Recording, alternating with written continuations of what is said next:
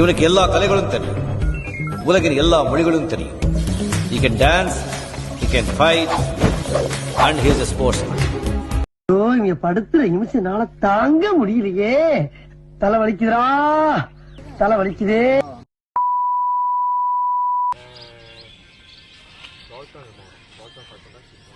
மனுஷனாவீங்க ஒரு ஈவிரக்கம் இல்லாம நடந்துக்கிறாங்க.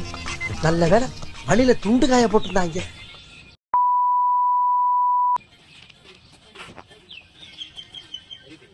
Hello mike 5 over.